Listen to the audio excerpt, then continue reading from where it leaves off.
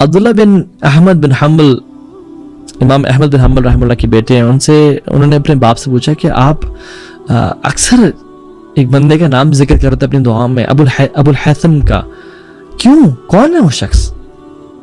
تو کہتے ہیں کہ میں تمہیں بتاتا ہوں، کہتے ہیں کہ جب مجھے جیل میں ڈالا گیا تھا نا، وہ جو فتنہ خلق قرآن کا بریفلی بتا دوں کہ اس ٹائم کچھ ڈیویٹڈ لوگ تھے جو کہتے تھے کہ قرآن ایک مخلوق ہے، تو اصل اہل سنہ والجماعہ کا عقیدہ ہے کہ نہیں، قرآن مخلوق نہیں ہے، قرآن اللہ کی صفت اور اللہ کا کلام ہے۔ تو اس پہ امام احمد بن حنبل ڈٹے ہوئے تھے، اور لوگ جو ہے نا اس سے خلاف تھے، ایون بہت سارے اسکالرز بھی خلاف تھے اور حکمران بھی خلاف تھے، تو انہوں نے کہا پکڑو اس کو، جیل میں ڈالو، ایگزیکیوشن کی دھمکی دی اور سب کچھ، اور مارا اور بہت زیادہ فزیکلی ٹارچر کیا۔ تو امام احمد بن حنبل رحمہ اللہ کہتے ہیں کہ بیٹا مجھے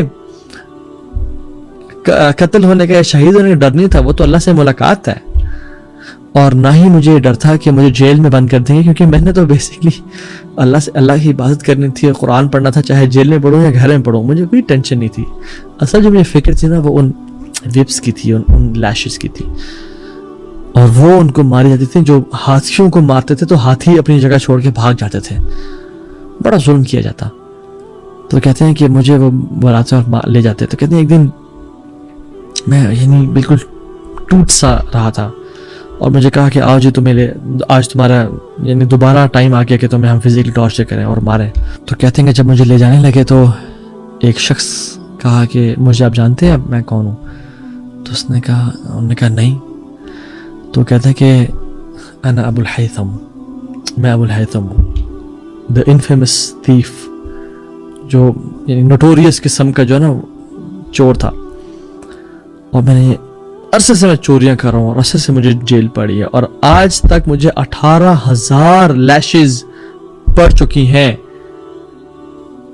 بٹ میں نے صبر کیا ہے، حالانکہ میں شیطان کی اطاعت کر رہا ہوں اور میں باطل پہ ہوں، اور میں پھر بھی کنسسٹنٹ ہوں اور صبر کر رہا ہوں۔ تو اے امام آپ بھی صبر کریں، کیونکہ آپ اللہ کی اطاعت کریں اور آپ حق پہ ہیں۔ سبحان اللہ۔ ان شارٹ اس نے کہا کہ جب میں باطل پہ اور غلط ہوتے ہوئے میں کنسسٹنسی نہیں چھوڑا اور میں استقامت نہیں چھوڑا اور میں پرسسٹنس کے ساتھ یہ برا کام کر رہا ہوں، تو آپ تو حق پہ ہیں اور دین کا کام کر رہے ہیں، آپ نے نہیں ہٹنا یہاں سے۔ تو سبحان اللہ، امام احمد بن حنبل کہتے ہیں کہ میں نے جتنی موٹیویشن مجھے اس کی بات سن کے ملی، وہ میں نے بڑے بڑے کلام اور بڑی بڑی کتابیں پڑھ کے مجھے نہیں ملی۔ تو وہ سبحان اللہ ایک چور تھا، وہ ذتیف، اور آپ مسلمان ہیں، آپ کے پاس کلمہ لا الہ الا اللہ ہے، اور آپ کے پاس کتنی فیسیلٹیز ہیں۔ Do not belittle your self. وہ اگر ایک امام کو حوصلہ دے سکتے ہیں، اور امام احمد بن حنبل رحمہ اللہ اپنی ساری زندگی اس کے لیے دعا مانگتے رہے کہ یا اللہ ابو الحیثم پہ رحم کرنا، اس کو معاف کر دینا، اس کو جنتوں میں اعلیٰ درجات دینا، اس کو بخش دینا، اسے صرف نظر فرمانا، اس کی شارٹ کمنگ سے معاف کرنا یا رب۔ اور میرا پرسنلی اللہ صلی اللہ سے بڑا اچھا گمان ہے اس کے بارے میں کہ اللہ رب العالمین نے دا گریٹ امام احمد بن حنبل رحمہ اللہ کی دعائیں اس بندے کے حق میں قبول کی ہوں گی۔ وائی؟ بیکاز ایک چور ہوتے ہوئے اس نے پرو ایکٹیویٹی نہیں چھوڑی اور اس ٹائم پہ کنٹریبیوٹ کرنا بہتر سمجھا۔ اور جب امت کو آج آپ کی ضرورت ہے اور دین اسلام کو آج آپ کی ضرورت ہے، جب دین اسلام کو مانسٹر کا سامنا کرنا پڑا، چاہے وہ LGBTQ ہو، یا چاہے وہ فحاشی کا فتنہ ہو، یا چاہے وہ پورن کا فتنہ ہو، یا چاہے دنیا کے فتنہ، یا چاہے فلسطین پہ ظلم اور زیادتی ہو رہی ہو، چاہے کشمیر کے مسلمانوں پہ مظالم ہو رہے ہو، پاکستان پہ ٹوٹ پڑے ہیں لوگ اور پاکستان کو جکڑا ہوا ہے دنیا نے اور ڈفرینٹ مسلمان ممالک کو، امت کو، اور میں اور آپ بیٹھ کے نیٹ فلکس دیکھتے رہیں اور فون پہ کینڈی کرش اور یہ گیمز کھیلتے رہیں، یہ سوٹ نہیں کرتا ہمیں، واللہ یہ سوٹ نہیں کرتا۔ یہ دنیا کچھ سانسیں ہیں، کچھ ٹائم ملا ہے ہمیں کام کرنے کے لیے۔ جب اتنے بڑے بڑے اینیمیز ہیں تو اللہ تعالیٰ کیا قیامت دن پوچھیں گے نہیں کہ لوگ تمہیں چیخ اور پکار رہے تھے، فلسطین کے لوگ، کشمیر کے لوگ تمہیں پکار رہے تھے، تم نے دعوت کا کام کیوں نہیں کیا، تم نے لوگ تیار کیوں نہیں کیے، تم نے اللہ کے دین کی کیا خدمت کی جب اس کو بہت زیادہ رجال کی اور مردوں کی اور خواتین کی ضرورت تھی۔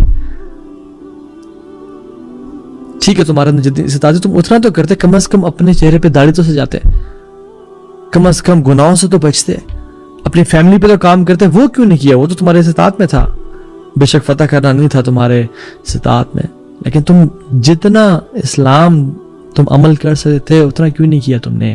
کیا اللہ سوال نہیں کریں گے؟ کریں گے، بالکل کریں گے. کیا جواب ہوگا؟ تو اپنا کام کریں، چاہے ایک قدم ہی کیوں نہ بڑھائیں اللہ تعالیٰ کے راستے میں. Start working from today onwards.